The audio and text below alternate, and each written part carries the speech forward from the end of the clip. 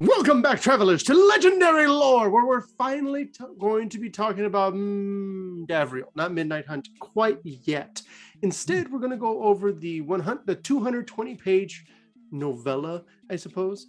It's a novel that is Children of the Nameless. So our story opens up on the plane of Innistrad. The entire story takes place on the plane of Innistrad, fortunately. You're introduced to two girls. One of them is named Tasenda, the other one is named Willia. These twins were born in like the boonies, as far out as you can. It's called the Reaches. And the little area that they live in, the village, is called Verlassen. And so the idea is that Verlassen is kind of protected by a thing called the bog entity. And what happens is that they take the actual corpses of the people that live in the villages and they just ship them into the bog. They just push them into it and it gets consumed. And as a result, they are protected by other dark forces and leave them alone because they are owned by the bog. It's a weird deal. Now, all that said, Tasenda and Willia are very special because they were born with a gift.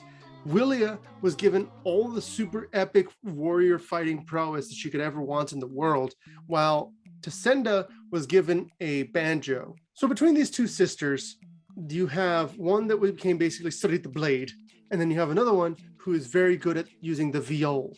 So she's more of a bard than anything else. I was going to say you have the knight and the bard.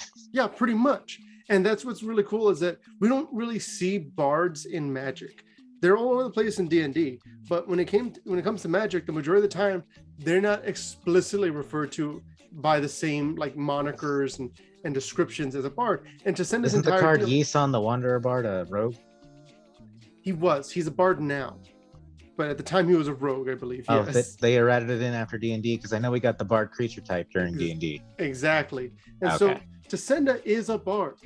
And it's cool because she was such a primary character in the story. But let's get back to exactly what's so special about them besides their mad skills. You see, the two sisters shared their eyes, by which I mean one of them was able to see during the day. The other one could see during the night. I can't see during either of those times. Fair point, Joe. Now here's what's important though. Tasenda, she was the one that saw at night, and as a result, she was able to defend the town from dark forces at night, while her sister killed evil forces during the day.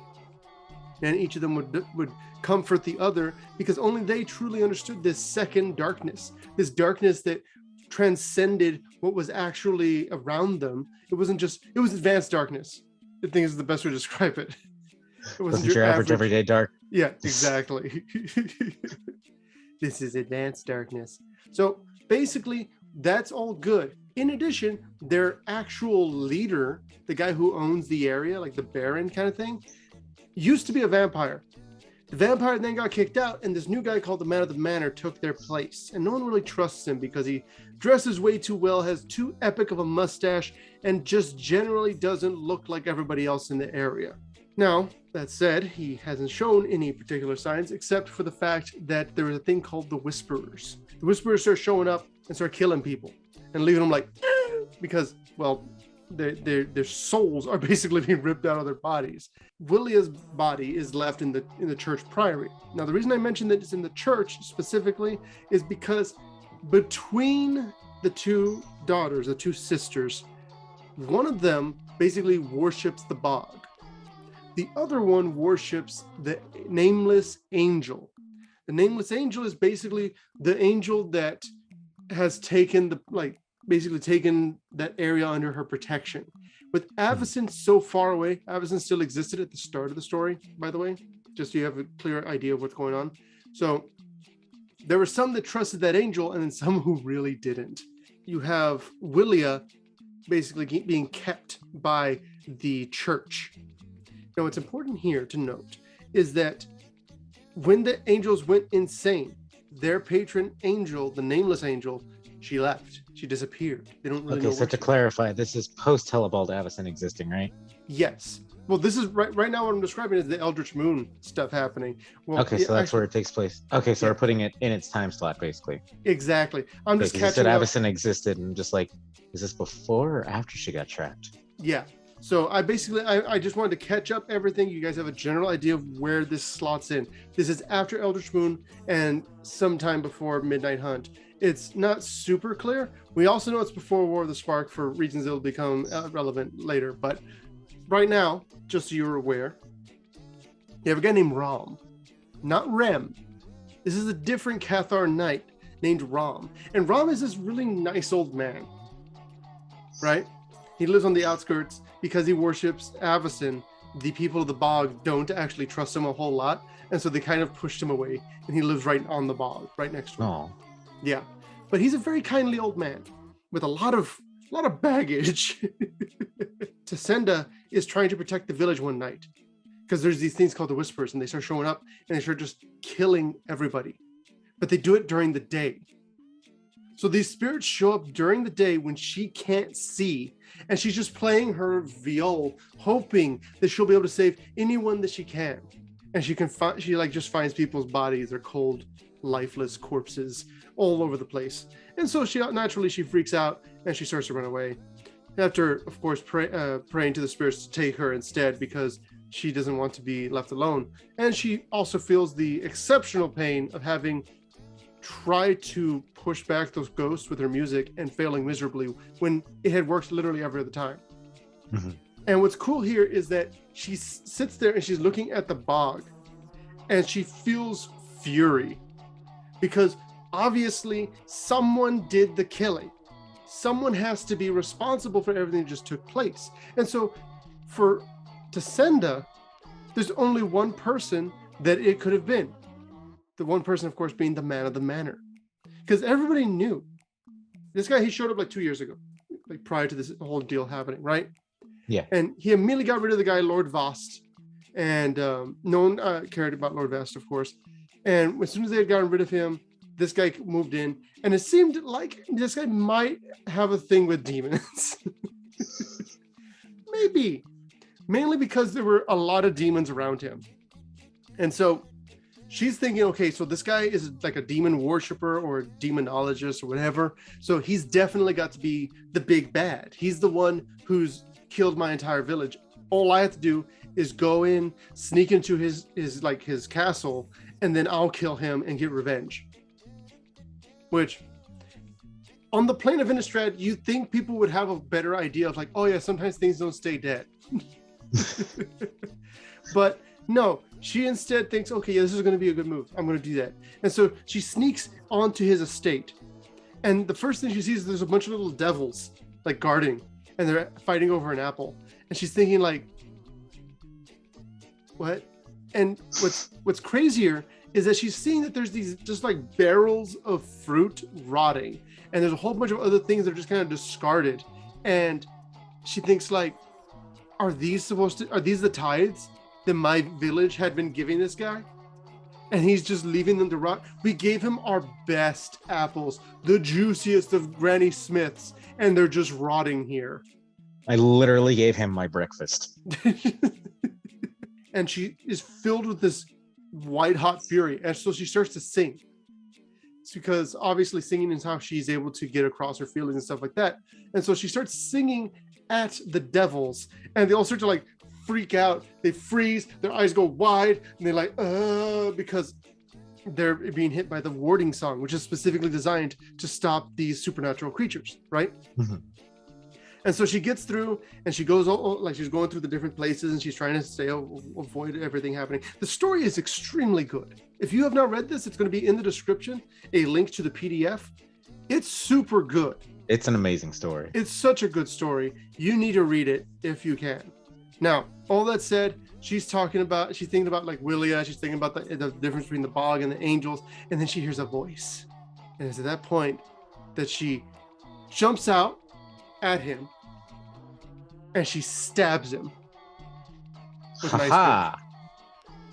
She just shoves an ice pick into his left breast, just to the side of his violet cravat. And she can like hear it hitting and grinding against bone. And she's like, did I do it? I did it? I killed him. And he looks at her. And these are his first words. Miss Highwater, there's a peasant girl in my washroom. And then the Miss Highwater responds, well, what does she want? Well, she appears to have standing with what appears to be an ice pick. A rusty ice pick. And she goes, nice. Ask her how much I owe her. They're already getting a hint of the dynamic there. Yeah. So basically, this is about the 23rd, 22nd page into the story. The first 20 pages are all doom, gloom, and just general agony for everyone involved. Well, right? yeah, it's Innistrad. Exactly. And the whole plane is doom, gloom, and agony for everybody involved. But Tisenda's a native of Innistrad, so it makes sense that her world is just so dark and dreary and devoid of light and life and joy. But as soon as she enters into the world of Davriel, as soon as she comes into this guy's domain, he is just so detached. And that's the best way to describe Davriel in general, is he is detached.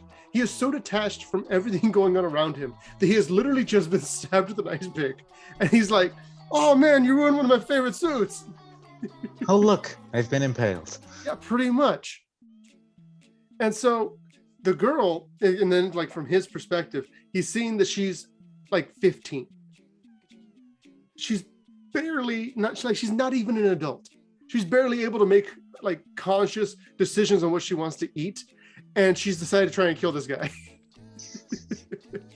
To be honest, a lot of people never actually figure out what it is they want to eat, but that's beside the point.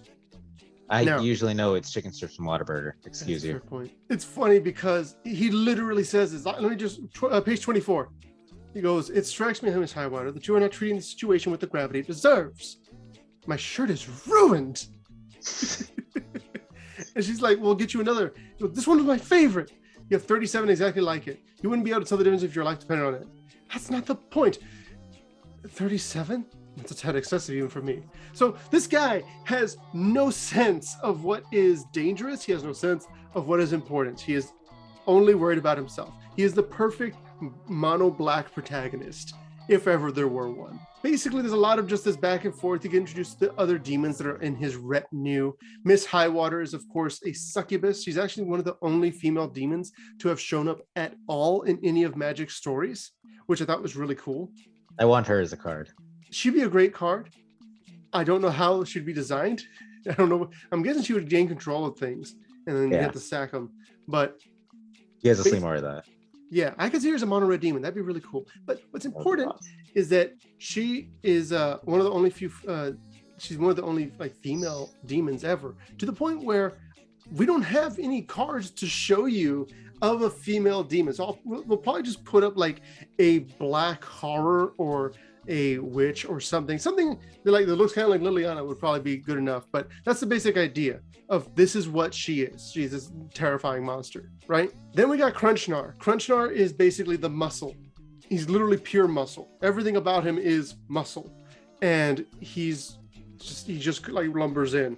And over time, you kind of find out that each of these demons has a contract with Davriel. They all have little like conditions and stuff like that. So like for instance, Crunchnar can't kill Davriel. Crunchnar gets his soul if within the next 15 years, Davriel hasn't died. From Crunchnar's perspective, just keep the guy safe for 15 years, soul is yours. And that's it. That's how he sees things. We're going to get to know a little bit more about Davriel and Tisenda in the next episode. But just suffice to say, you're not going to want to miss this. In fact, I'd say you want to read the book more than anything else, because we're going to follow along with us. Yeah, this is going to be a really, really fun time. We're going to be, we just stopped on the first 3 chapters. We're about to go into chapter 4. It's going to be a wild ride. I hope you guys are ready for it. Joe, take it away. Thank you guys so much for watching. Go ahead and like if you like the video and subscribe to catch more of Davriel Kane in Children of the Nameless in legendary lore, in the Boss Watch, in YouTube, in your internet browser.